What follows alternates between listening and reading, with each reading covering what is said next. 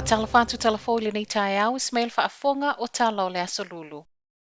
E le fiafia Saina malana tali mai I saunoanga a taitai o Niu Sila ma Ausitalia le ana whaia whaatatau ia te ia. Ai le itoi fo I le palemia o Ausitalia Scott Morrison I le aso ngafua. O le ana tautino whaatasi mo tamaitai palemia Jacinda Ardern I le popolenga o loo iai le vao Saina ma Hong Kong ai mai se mata upo loo alia e mai I le South China Sea. O le lo teo Saina I taitai e lua na tali mai ele so upo le va I fafua Saina, Wang Wenbin, Ananafi ma whaape mai, ua soli e nei taita I le tūla fono whaavao malo o loo lima taita I nai le vano nofo I le vao atunu. O loo te e na fo'i ma le fiafia e le so upu tu ua inga whaasanga ia Saina. O se fiafia e le ia mana ia e le minister wa I fafua Niu Sila, na nai mahuta malana tali. O mata upu nei na la ngai taita I o Niu Sila ma Ausitalia, ua lewa na iloa e Saina, tātou te le mali lia iai ia Hong Kong, ma Xinjiang, ma o ni la fonga fo'i o loo o tutu salava ma le itu o loo iai Niu Sila, ma ua umona whailoa iai. E le o le ulua I taimi lea ua tali ita ma iai Saina ia Niu Sila,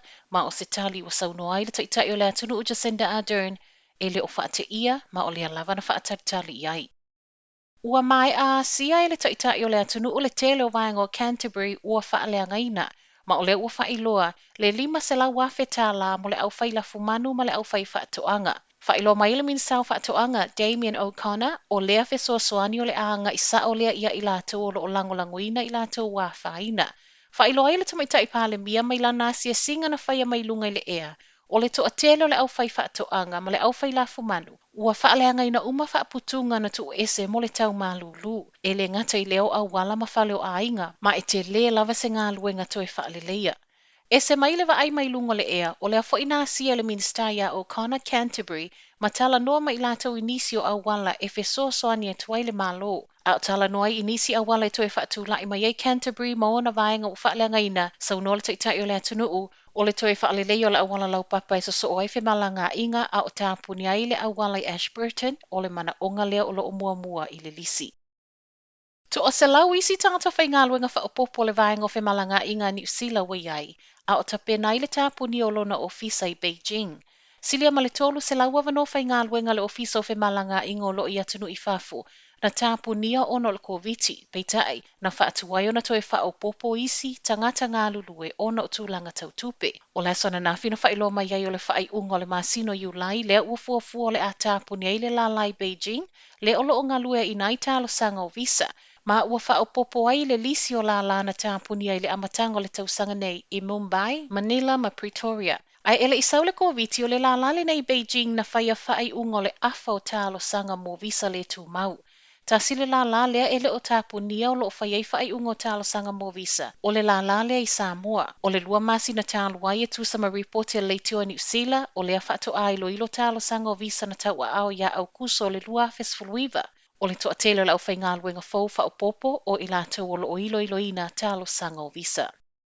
Ua Lagona le pōlenga o te awaleafi talo sanga e whaawa noa ia se vaenga o le awala lau papai au kilani, le Harbour Bridge, e whioa iai I lātou e whao ngā ina wila vilivae ma le au Sava Valley. O le aso safa to a umatu whai tau se lau I lātou na kolosia wha malosi se tasio lein I lungo le awala lau papa. Ma tāpuni ai mōsi na taimi ona o le fiafia le whaatuai o na tali o le talo sanga. O le talo sanga sawa I le Neisa Valley, o loo whaatalo sanga I le malo e tatau ona o atu I le tau mawhanawhana o le tau sanga le nei. Ua whao ngā le SkyPath. Sauno ai se tasio councillor o Kilani Chris Darby, na iai le savali le aso sa o le fiafia o le toa teleanga I le malo, o se whi au tā ua lea ona ua lewa na tatali se whai unga le SkyPath. Ai I se tali mai a Brett Clayton o le pūlenga o ta awaleafi o lea ua Lagona le valaau, ma ua lewa lava fo'i ona Lagona peita ia le whai ngofie. Whaamaunia e Brett, o lea wai luma le malo le mata upu, ma e tele isi tu e tatau ona whaamaliaina e peo le mo o mia o nisi pā Faaopoopo mo le saunga le mua tangata Sava Valley ma I lātou e whao ngā ina wila. Peita le whai o nei pāpui pui o le awa pia I le awanoa mai le lua awala savali po o lanes I le na o le tasi. E se mai I lea, e fua fo'i po le ale te leo le afiango le awala I ta awaleafi. Pe ato e mawhau le poloka o femalagaiga I atu I mātu ma le fo'i mai au kilani. Na iai le nātau sanga ina ua tapunia lanes e lua I le taimi na toi whaalele iai lango pou na whaaleangaina. A o Lagona I la le valaau e whaia ia le awala SkyPath, e leo I loa po o a whea tau nuai, ai pe whetau I fo'i ma le tau mawhanawhana wa whaatalo sangaina. Whai watu I tala mai Saina, ua whaamaonia le Maua o le ulu ai case o le bird flu I totonu o Saina. Whaasfulu tasi tausanga le matua o le tamau whaamaonia nei I le he tasi o nu tolu, ma e whaapeo le asolua valu o le masina whaatua umatu, na tau fia I le whale mai ona o aungo le fulu ma le fever. O le asola valea na whaamaonia iwa maua I le aitu ai ngā fulu, ma ele o wha iloa pe whaafefeo na ia mawaina. E mawalalo le tūlanga la mati o le fulu atoa I ma le vave pepesi le toatele. O le ulu ai case le wa ripotia le kelope talu mai le lua fesfulu ono anga I le lua fesfulu fitu. Le ana fasi o tia I le tusa ma le tolu se lau I le bird flu I tu ai ngā he fitu nuiva. Tu whatasia talo le tai au, e le ai nisi o le ai ngō le tama ua whaamaunia ua maua I le bird flu. Tala nol tai au, manuia tele nei aso.